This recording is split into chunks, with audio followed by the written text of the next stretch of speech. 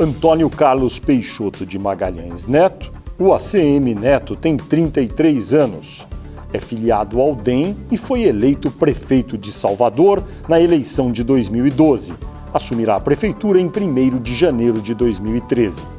Formado em Direito pela Universidade Federal da Bahia, ACM Neto carrega no nome as mesmas iniciais do avô, Antônio Carlos Magalhães, que morreu em 2007, e do pai, Antônio Carlos Magalhães Júnior, dirigente da Rede Bahia, que retransmite a TV Globo nesse estado. ACM Neto atualmente exerce seu 3º mandato de deputado federal, cargo que deverá deixar para assumir a Prefeitura de Salvador. Seu primeiro mandato de deputado foi obtido aos 23 anos na eleição de 2002. ACM Neto acompanhou de perto a troca do nome de seu partido em 2007, de PFL para DEM, e também a debandada de seus colegas que em 2011 deixaram a sigla para fundar o PSD. Em 2005, foi um dos críticos mais duros do governo Lula durante o escândalo do Mensalão.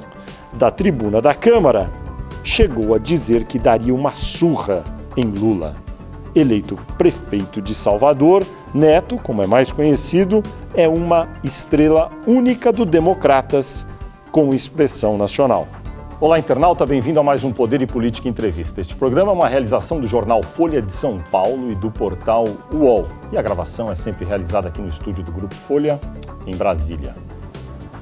O entrevistado desta edição é o deputado federal Antônio Carlos Magalhães Neto, dos Democratas da Bahia, que acaba de ser eleito prefeito de Salvador. Olá, deputado, prefeito eleito, muito obrigado por sua presença. Obrigado, Fernando. É com o maior prazer que participe dessa conversa. O senhor está em Brasília nesta semana, vai se encontrar com alguém do governo federal, com algum líder da oposição? Qual é o objetivo da sua presença aqui em Brasília? Bom, primeiro eu tenho que completar o meu mandato de deputado federal, antes de assumir a prefeitura. Já iniciei o processo de transição da liderança do Democratas. Até a semana que vem eu devo estar me afastando da liderança do partido, para me dedicar principalmente ao processo de transição da prefeitura. Já vai entregar seu mandato ou fica até o final do ano? Não, devo ficar até dezembro. A ideia é cumprir o mandato. Quem é seu suplente? Até o limite. É o deputado federal Luiz de Deus, da Bahia. Qual partido? Democratas também. Então, essa semana, é claro, a gente começou também algumas conversas com deputados, senadores. Há definições importantes para a cidade de Salvador, de emendas de bancada para o orçamento desse ano, que eu já quero participar dessa discussão. Portanto, uma agenda de trabalho intenso. E avançando também na composição da equipe de transição aqui em Brasília. O senhor pretende conversar, disse já, com o vice-presidente da República, Michel Temer, até porque o partido dele, em parte pelo menos, lá na Bahia, o apoiou no segundo turno. Pretende conversar também com a presidente Dilma Rousseff? Com certeza. Com o vice-presidente da República eu já tenho uma relação antiga. Nós fomos colegas de Câmara dos Deputados. Eu fui corregedor e vice-presidente da Câmara quando ele era presidente da Câmara. E no segundo turno, quando eu busquei o apoio do PMDB, eu conversei com o Michel Temer. É claro que ele não teve nenhuma participação, a decisão foi local. Mas eu disse a Michel que eu gostaria que ele fosse uma das nossas pontes aqui em Brasília. Agora, é claro que o diálogo principal nós queremos manter com a presidente Dilma Rousseff. O senhor já requeriu uma audiência com ela? Não, ainda não. Nós estamos, primeiro, iniciando o diálogo com o governador Jacques Wagner, como tem que ser, e em seguida vamos abrir o diálogo com a presidente Dilma Rousseff. A minha impressão é que a presidente Dilma Rousseff foi, no mínimo, indelicada numa das participações que teve na Bahia, fazendo citações ao senhor de maneira indireta. Me pareceu um pouco além da conta.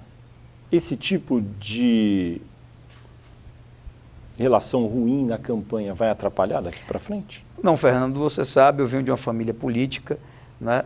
Nasci nisso, estou há 33 anos vivendo e respirando o ambiente político, já participei de diversas campanhas, essa foi a minha 5ª eleição como candidato, né? E eu sei o que é o processo político, aquele calor do palanque, do embate. Eu acho que a presidente tinha direito de ir a Salvador, pedir voto para o seu candidato, o deputado Nelson Pellegrino, mas, no entanto, as declarações da presidente são sempre no sentido de que ela é presidente de todos. Da mesma maneira que agora eu sou prefeito de todos os soteropolitanos, ela é presidente de todos os brasileiros e, consequentemente, de todos os soteropolitanos. Eu tenho certeza que ela vai saber construir uma relação institucional, de respeito, de colaboração. Salvador vai receber muitos investimentos do governo federal, já estão previstos, obras do PAC, né? Salvador vai sediar a Copa das Confederações e a Copa do Mundo. Portanto, essa relação de trabalho conjunto da prefeitura com o governo do estado e com o governo federal vai ser uma relação necessária. E eu disse claramente, quero repetir, para mim, o dia 28 encerrou a disputa e encerrou o embate político. Agora eu sou prefeito de Salvador. O prefeito de Salvador tem um outro papel e outras responsabilidades completamente diferentes do líder de oposição na Câmara dos Deputados. E por isso mesmo eu vou saber construir as pontes tanto com o governador Jacques Wagner como com a presidente Dilma Rousseff. Seu discurso é muito conciliador. O seu partido, o DEM, nesta eleição fez alianças das mais diversas, aliás, como todos os partidos fizeram. Vou citar duas. O DEM ajudou o candidato a prefeito do PT em São Luís do Maranhão e o DEM ajudou o candidato do PSOL, que é um partido de extrema esquerda, a prefeito de Macapá, no Amapá. Acabou a oposição no Brasil? Não, eu acho que a circunstância municipal é o que determina as alianças municipais. Veja, por exemplo, que no segundo turno eu tive o apoio do PMDB, que é um partido que faz parte da base do governo federal. Mas só que na Bahia ele era oposição ao PT. Então eu acho que o que determina e determinou as alianças esse ano foram as circunstâncias locais. Isso tem que ser entendido. O Brasil é muito grande, o Brasil tem mais de 5 mil municípios. Não é? Você não pode imaginar que vai haver uma verticalização de ponta a ponta na eleição municipal. É importante frisar que esse ano não estava em disputa nem o cargo de governador, nem o cargo de presidente, era o cargo de prefeito. Mas para quem está de fora da política e olha os partidos, a impressão é que é uma geleia geral. Ninguém tem uma espinha dorsal mais ou menos reconhecível no país. É desejável que seja assim? Tem como resolver isso? Eu acho que tem, e acho, inclusive, Fernando, vou defender o meu partido, a gente vem mantendo uma coerência muito importante nos últimos 10 anos aqui no Congresso Nacional. Eu vou completar 10 anos de deputado, 10 anos na oposição. O Democratas podia ter ido para a base do governo, ter aderido, ter trocado favores, interesses, cargos, e não fez. Manteve-se coerente com o veredito das urnas, de ser oposição. Nós temos uma política muito clara dentro do partido, de defender governos eficientes, né, de condenar elevação de carga tributária, de apoiar e estimular o investimento privado como maneira de desenvolver a economia. Então, a gente não perde a nossa identidade. Mas deixa eu falar uma coisa, o Democratas, no Congresso, de fato, tem feito oposição ao governo federal desde o início do governo Lula, mas será que por isso até foi punido pelos eleitores? Porque veja só, estou com os números aqui para prefeitos. No ano 2000, 15,4% dos votos no Brasil para prefeito, do Democratas, 15,4%. Em 2004, 12%. 2008, 9%. Agora, 4%. É uma linha descendente brutal para o Democratas. Vamos fazer aí um corte. Não há dúvida que o fato do Democratas ter ficado na oposição nesses últimos anos gerou uma perda de musculatura. Ponto. Isso é fato. Se o Democratas tivesse optado por ser governo, com qualquer que fosse o presidente eleito, teria um número de deputados maior, de senadores, de prefeitos, de governadores. Então, onde o Democratas errou para encolher tanto? Não, eu não acho que o Democratas errou. Eu acho que o Democratas, de certa forma, pagou o preço da coerência.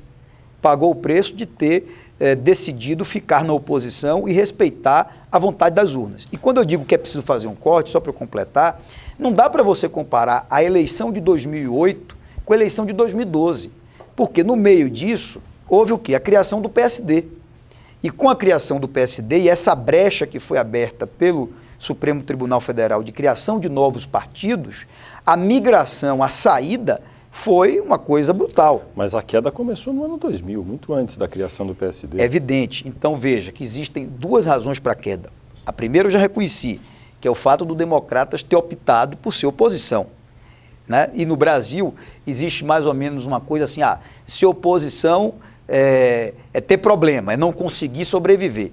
Tem gente que acha isso. Eu fiquei 10 anos na oposição e hoje sou prefeito da terceira maior cidade do Brasil. Mas veja só, essa sua teoria ela não se aplica, por exemplo, ao PT, que cresceu na adversidade durante várias eleições, sem ser governo federal, sem ser governo de São Paulo, sem ser governo do Rio, de Minas, de nenhum lugar. O PT foi crescendo eleição a eleição até chegar à presidência da República. E ele não caiu, ele cresceu. Depois que chegou à presidência da República, continuou a crescer. No caso do Democratas, ele crescia enquanto foi governo, apoiando o governo federal.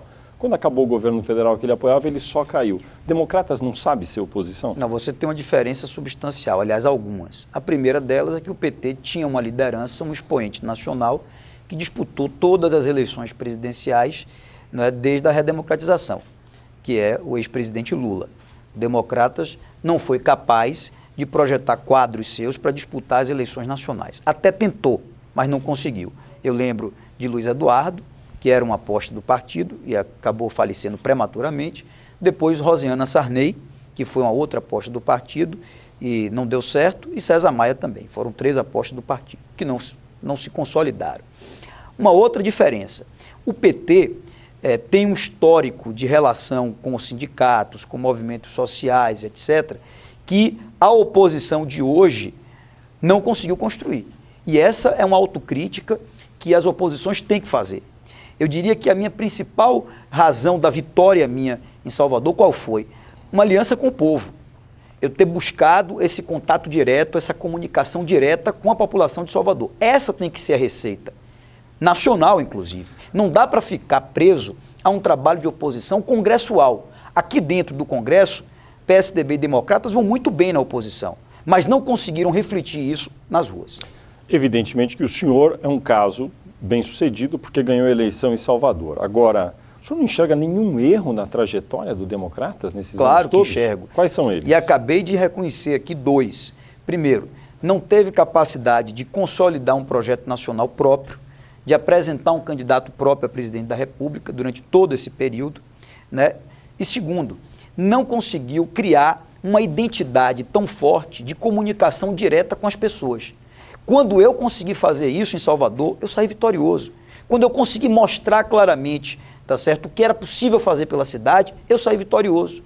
E assim ocorreu, me perdoe, assim ocorreu em outras cidades do Brasil já esse ano pelo partido. Agora, eu acho que o Democratas, acho não, é fato, os números mostram, saiu maior do que entrou na eleição, não do que em 2008, por conta do PSD. Agora, se você pegar os números do Democratas antes de outubro desse ano e depois, você vai ver que o partido saiu maior.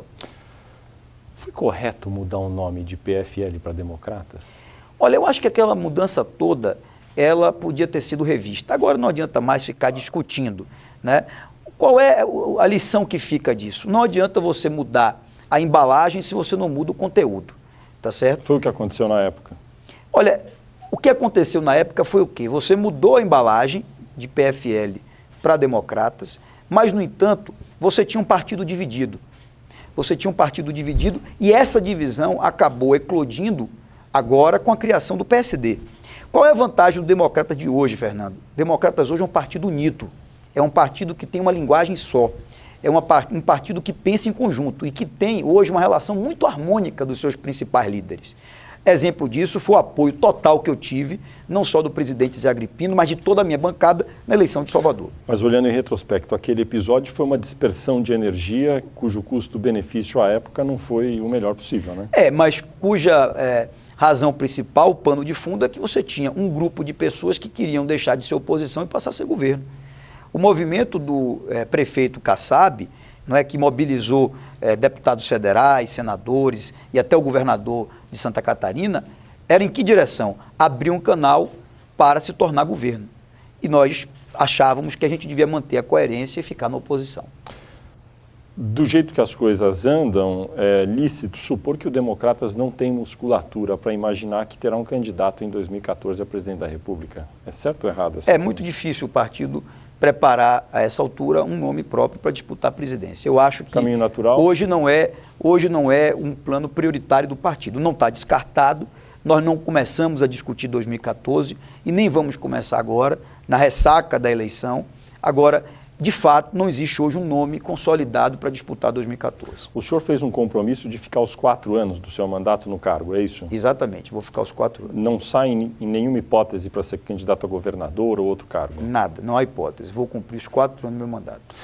E quais são as perspectivas de alianças futuras no plano nacional para o Democratas, que sempre se aliou ao PSDB? Né? Fernando, eu acho que o Democratas tem que conversar com todo mundo. Eu sempre defendi isso. O que isso significa? Não era possível, até com o governo? Não era possível que o Democratas ficasse, tá certo, num diálogo único e exclusivo com o PSDB. Isso, inclusive, fez com que o Democratas perdesse muito ao longo do tempo. O PSDB continua sendo um parceiro importante nosso. O PSDB, por exemplo, teve papel decisivo na minha eleição em Salvador. Eu reconheço isso. Mas o Democratas tem que conversar com todo mundo. Eu acho que a política é feita que significa na base todo do diálogo. Mundo? Quem é todo mundo? Não, a priori eu não vejo restrições. É claro que com alguns partidos a conversa pode ser mais fluida do que com outros. Mas né? cite alguns. Por exemplo, nós temos aí um PSB que saiu mais forte das urnas. Por que o Democratas não vai conversar com o PSB? Por que o Democratas não vai conversar com o PMDB? Né? Então eu defendo que converse com todo mundo. Agora, é cedo para tratar de alianças para 2014. Não dá para falar nisso agora. Agora, prospectivamente, então eu estou entendendo, o senhor acha que o Democratas deve conversar com o PSDB, que foi sempre um parceiro, com o PSB, que é um partido que emergiu um pouco mais forte das urnas, com o PMDB. Prospectivamente falando, não é descartado, então, uma aliança formal no plano nacional com esses partidos, é isso? Eu acho que nesse momento não se deve nem dar nenhum veredito de que o caminho é esse, ou muito menos descartar, tá certo, qualquer tipo de diálogo. Está cedo para isso. Esse momento agora, eu acho, do Democratas é de dar apoio, de dar condições para os prefeitos eleitos das principais cidades. Você tem aí Salvador, Feira de Santana, Aracaju, Vila Velha, Mossoró, tá certo? Barueri, várias cidades importantes cujos prefeitos foram eleitos pelo Democratas. Esses prefeitos agora têm que fazer boas administrações. A prioridade do partido deve ser essa. O senhor está há 10 anos no Congresso, queria que o senhor fizesse uma análise dos nomes, enfim, eu sei que é cedo, mas é uma análise prospectiva dos nomes que são sempre citados como possíveis candidatos a presidente em 2014. A presidente Dilma, que pode ser candidata à reeleição. O senador Aécio Neves, do PSDB de Minas Gerais, que pode ser candidato a presidente. E o governador de Pernambuco, Eduardo Campos, do PSB, que também pode vir a ser candidato. Como o senhor analisa cada um desses três como possíveis candidatos? Dilma. Olha, é natural, o tabuleiro está colocado e esses nomes hoje aparecem. Pode até ser que surjam outros nomes. A presidente Dilma hoje goza de muita popularidade e vai ser certamente um nome muito forte para disputar a reeleição. Não é? O sistema político brasileiro, ele acaba prestigiando muito quem está no cargo. Então a gente já viveu isso. Se fizer um bom mandato. Sim, claro. Se fizer um bom mandato, se a economia for bem, enfim, aí tem uma série de coisas que contribuem. A presidente Dilma jamais vai poder ser descartada como um nome fortíssimo, né, para 2014, não só por ser presidente, mas porque hoje goza de popularidade no país. Aécio Neves. Aécio é um dos grandes quadros dessa nova geração de políticos. Acho que o senador Aécio Neves vai agora se dedicar mais a percorrer o Brasil, a dialogar o Brasil. É um quadro qualificadíssimo e pode, sim, pleitear a presidência da República. Mas o arco de alianças possível para ele é um pouco estreito, não é? Em termos de número de partidos que possam apoiá-lo. Hoje sim, eu acho, entendeu, Fernando, que é muito cedo para você carimbar. Aécio vai ser candidato, ou Eduardo Campos vai ser candidato. É muito cedo. Hoje, o único quadro mais claro é que é natural que a presidente dispute a sua própria reeleição. É assim o sistema político brasileiro. Agora, a gente percebe em Aécio o desejo de disputar, Eduardo Campos tem dado os sinais que pode querer disputar, pode acontecer o surgimento de outros nomes nesse processo. Marina Silva, a gente não sabe se vai querer novamente ser candidato ou não. Então, é cedo para poder carimbar qual vai ser o quadro de 2014. Com certeza é cedo. Agora, como o senhor avalia prospectivamente, porque é cedo, uma eventual candidatura de Eduardo Campos? Qual musculatura ele teria? Olha, Eduardo Campos, ele tem hoje um trabalho muito consolidado no seu estado, Pernambuco, né? Conseguiu eleger já do primeiro turno o prefeito da capital, né? Em Recife, o Geraldo Júlio. Agora, evidentemente, que ele ainda não é uma figura conhecida em todo o Brasil. Eduardo Campos ainda não conseguiu, por exemplo, fincar pés no Sul e no Sudeste, que são regiões fundamentais para uma eleição nacional. Então, vai depender muito do trabalho que ele faça nesse próximo ano. Ele vai conseguir se transformar numa figura nacional, ele vai conseguir colocar o trabalho dele onde hoje ele não entra? São as perguntas. É difícil responder nesse momento. Isso vai depender muito do trabalho que ele faça, como vai depender do trabalho que Aécio faça e vai depender do trabalho que Dilma faça. O senhor enxerga o Democratas ou algum óbice para que o Democratas venha apoiar para presidente Aécio Neves ou Eduardo Campos? Eu acho que é cedo, viu, Fernando? É evidente que nós temos uma relação histórica com o PSDB, não dá para desconsiderar isso. Aécio é uma pessoa que tem muitos amigos dentro do Democratas, né, que tem uma relação histórica com o partido, inclusive em Minas Gerais, mas é cedo. Né? Primeiro, mas descartaria Eduardo Campos? Não, eu não quero descartar nada agora, eu não estou descartando absolutamente nada. Mas então poderia. Fernando, nós acabamos de sair de uma eleição para prefeito. Não dá para falar em 2014, eu quero insistir nisso. Né? Agora você não pode nem descartar e nem carimbar. Mas nós estamos falando de 2014. Mas veja só, não dá para você nesse momento nem descartar, nem carimbar. É muito cedo. Vai ter todo um processo de arranjo político. Né? Vamos ver como é que vão ficar, inclusive, as forças aqui dentro do Congresso Nacional. Em janeiro, aliás, em fevereiro do ano que vem, você vai ter eleição para presidente da Câmara e presidente do Senado. Não é? Isso vai ter, de alguma maneira, impacto em 2014. Então, é difícil você carimbar agora quem são os nomes. Mas o senhor está dizendo que não pode descartar ninguém? Ninguém. Eu acho que nesse momento não se deve descartar nenhuma hipótese. Agora... Até apoiar a presidente Dilma, então? Ô, Fernando, entenda. Todo mundo sabe, o Democratas é um partido que faz oposição no Congresso já há alguns anos. Né? 10 anos fazendo oposição no Congresso. A maioria das alianças que o Democratas fez foi em campo diferente do PT. Mas nós precisamos aguardar. É preciso ter paciência, é preciso ter calma. Carimbar 2014 agora é temerário. Seria irresponsável da minha parte dizer o caminho do partido é esse ou aquele. O caminho do partido primeiro é aguardar para ver quem serão os candidatos. Você sabe, por exemplo, se Aécio vai ser candidato de fato, temos que ouvir dele. Serei candidato ou não. Eduardo Campos será candidato de fato? Teremos que ouvir dele. E assim com os outros todos. Agora, certamente o Democratas não vai se abster de apoiar alguém. Ah, claro, o partido vai ter que ter uma posição. Natural é que tenha uma posição. E o seu presidente nacional, o senador José Agripino Maia, vai saber conduzir. Eu tenho muita confiança na força e na capacidade do senador José Agripino de conduzir o partido. Aliás, ele vem fazendo todo o esforço possível para manter o Democratas o mais forte dentro das condições de dificuldades que o partido enfrentou. Eu não tenho dúvida que ele vai saber conduzir. Deixa eu resumir. Então, em 2014, está cedo, isso acho que todo mundo concorda. Quem está um pouco na política sabe que é muito cedo, todo mundo sabe. Mas 2014 está tudo em aberto ainda para o Democratas. Eu acho que nesse momento a única Esses nomes que foram apresentados podem ser considerados, desconsiderados, não se sabe o que vai acontecer para o Democratas. Tudo em aberto. Qualquer veredito agora é precipitado. Agora, daí uma interpretação minha, não é sua. Isso significa que pode ser tanto Aécio Neves como Eduardo Campos. Ou outro nome que até surge, tá certo? Eu acho que é cedo. A gente não sabe quem serão os atores de 2014. Mas esses dois nomes, só queria deixar isso aí. Eu não estou dizendo que o Democratas vai apoiar o Aécio ou o Eduardo. Eles não são descartados. Eu não quero excluir outras alternativas. Eu acho que a gente não pode reduzir nesse momento as alternativas do partido. Nesse momento, pelo contrário, o que o Democratas tem que fazer é ampliar o seu diálogo. É abrir conversa com todo mundo que puder abrir conversa. Tá certo? É procurar ser o mais plural possível, até para dar condições do partido ter bancadas fortes em 2014, tanto na Câmara dos Deputados como no Senado Federal. Então, esse é o momento de não restringir, e sim de ampliar. Quando que o Democratas vai decidir o seu futuro do ponto de vista institucional? O partido está muito pequeno agora no Congresso, não é novidade para ninguém. Ele certamente terá dificuldades para fazer mais de 51 deputados em 2014 nas condições atuais, o que significa que daí fica fragilizado, né? Quem tem menos de 10% da Câmara fica fragilizado.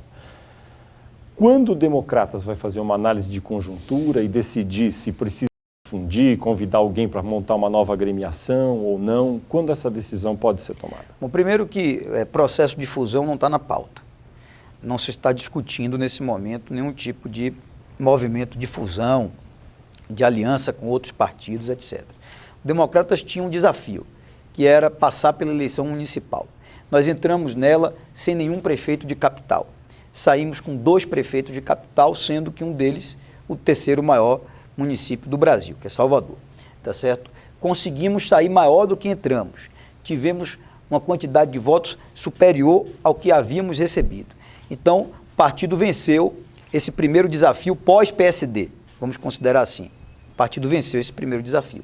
Agora, os outros desafios do partido, quais são? Na minha opinião, prioridade é se estruturar para ter uma boa bancada de deputados e senadores em 2014. Essa é a prioridade agora do Democratas. Mais do que discutir uma candidatura própria a presidente da República, é isso. E, claro, tentar estimular, onde for possível, candidaturas ao governo do Estado, sendo que nós temos uma governadora, que é a governadora Rosalba, do Rio Grande do Norte, que naturalmente vai disputar a reeleição, e outros candidatos a governador podem surgir.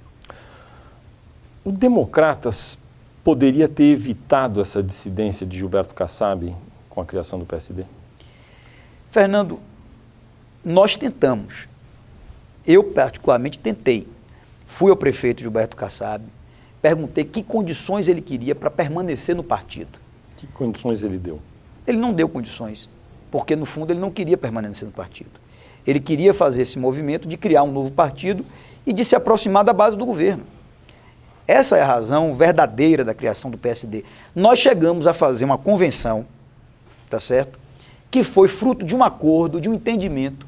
E toda essa turma que foi para o PSD chegou a compor o Democratas com Agripino presidente do partido. Foi um acordo, uma negociação que nós fizemos.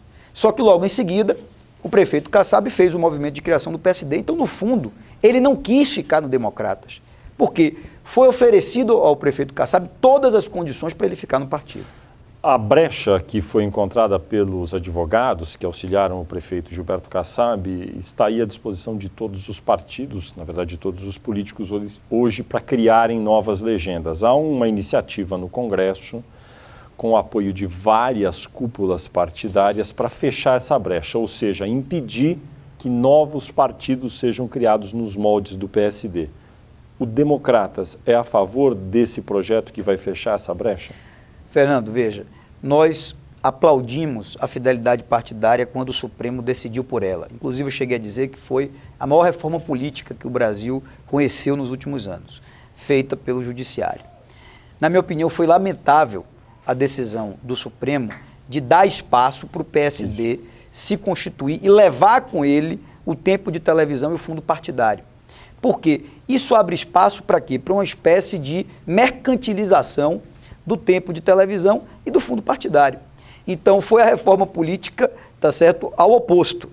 Agora a gente tem que fechar essa brecha, não tem jeito. Democratas votará a favor desse projeto? Nós não discutimos internamente na bancada, mas eu, particularmente, como líder do partido, até o dia que for líder, vou defender que seja fechada qualquer hipótese de sair aí criando partido novo à torta e à direita. E algum tipo de cláusula de desempenho? O senhor é a favor ou contra? Votei a favor. Sim, mas... Votei a favor, depois o Supremo considerou inconstitucional o que o Congresso Nacional aprovou. Eu sou radicalmente a favor.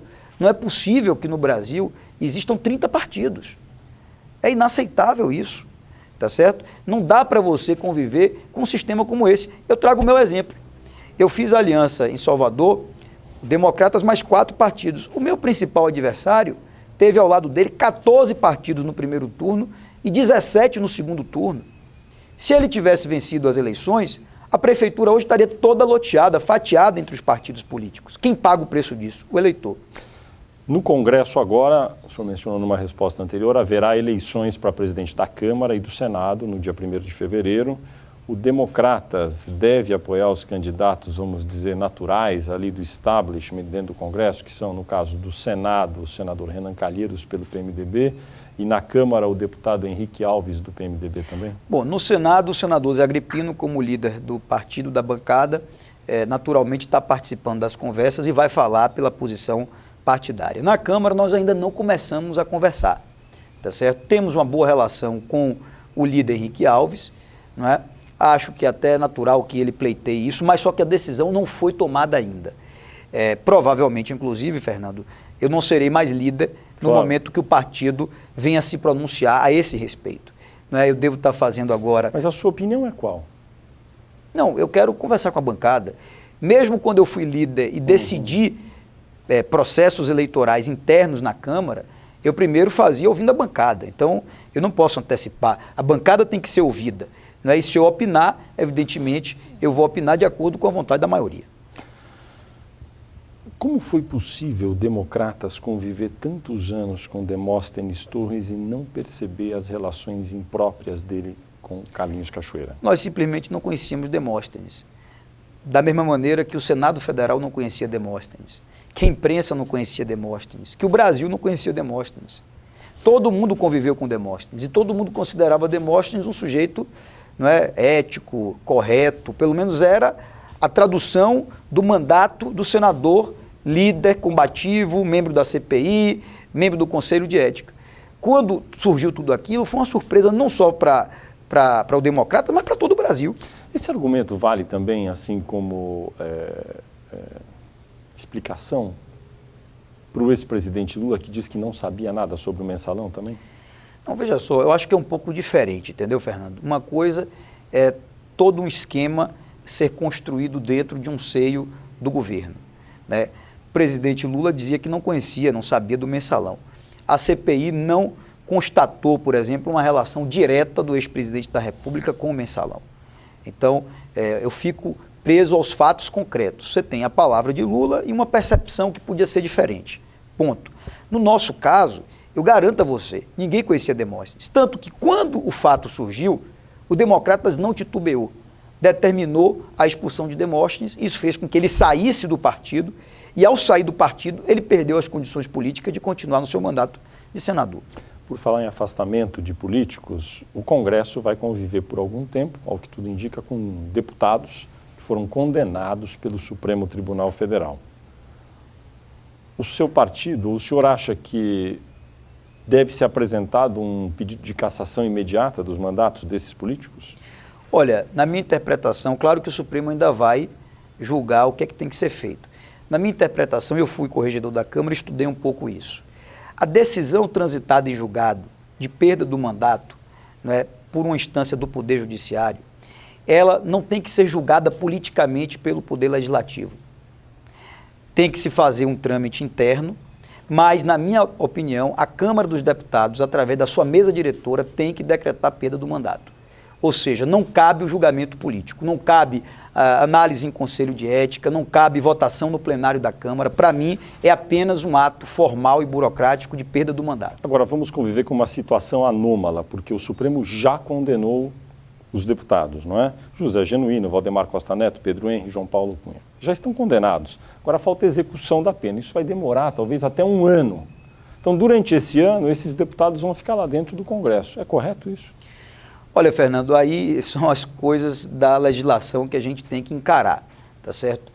O que está previsto pelo regimento interno da Casa, o que está previsto pela Constituição Federal é o trânsito em julgado, né? Então, se o deputado, na minha opinião, não vai cumprir a pena no Supremo Tribunal Federal, no Poder Judiciário, não sei se a pena já deveria ou poderia ser cumprida, até devesse ser cumprida, mas não sei se poderá ser cumprida pelo Congresso Nacional. No sentido de um exemplo que o Congresso pudesse dar, não é? Já estão condenados? Pois é, eu acho que do ponto de vista político é muito ruim que esses deputados continuem no Congresso.